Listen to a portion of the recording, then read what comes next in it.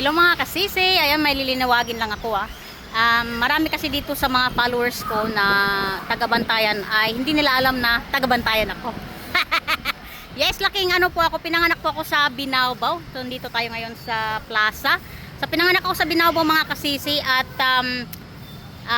nakatira ko doon ng mga 15 years. Siyempre, nung umaalis tayo, 'di ba? So ngayon ay bumisita tayo ngayon dito sa Bantayan, sa ating hometown. Dito, lumaki ako dito. Dati gabi-gabi ako dito, naghanap ng catch sa Mailad. Ayun mga kasisi, dito tayo ngayon sa plaza. Mga 20 years ago na siguro simula nung umalis ako dito. At pabalik-balik na lang. Ang laki talaga ng pinagbago, ang dami ng mga establishment, ang dami ng mga services at saka yun nga, sobrang mahal na rin ng mga bilihin. Grabe pero ganun talaga, lahat naman talaga nagmamahal. Hindi gaya ng iba dyan. Ayan mga kasisi,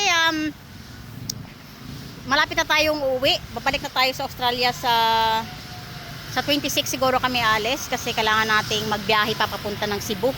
So sinusulit-sulit na namin ngayon, umiikot-ikot tayo dito. Syempre dito tayo lumaki at dito na tayo na nagkabuy-buy. Kaya kailangan talaga nating pagmasdan yung ating pinagkalakihan, So ayan, dito tayo ngayon sa Lula Luz. Kikita natin yan. Itong gym dito, nung bata ako mga kasisi, mga tindahan yan noon, mga tindahan na mga bigasan. Pero nasunog yun mga kasisi, naalala ko pa, bata pa ako, nasunog yan. Tapos nung nasunog yan, nilagay yung gym. Tapos dito rin dati doon, bintahan ng mga saging, ng mga prutasan, nalala ko pa yan. Tapos yung mga tabako, yung mga dahon ng tabako, nalala ko pa yung mga kasisi. At nagtitinda rin ako dyan ng dati, lato. Kasi nangunguha ako ng lato dati mga kasisi dyan sa, pupunta ko ng Hilutungan, sinisisid ko yung lato. Isang sakong lato dati mga kasisi, yung bangkat.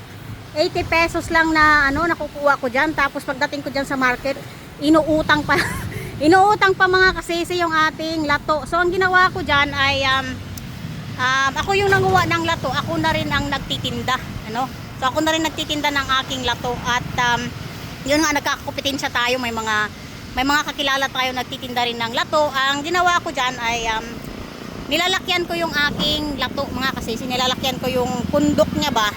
So, palakihan ng pundok. Siyempre, kung sino yung malaking pundok, doon bibili yung customer. So, yun yung ating technique, mga kasisi.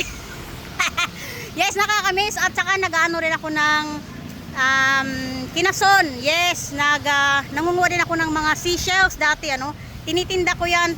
Sa umaga, tinitinda ko siya sa market dito. Tinitinda ko siya. At saka,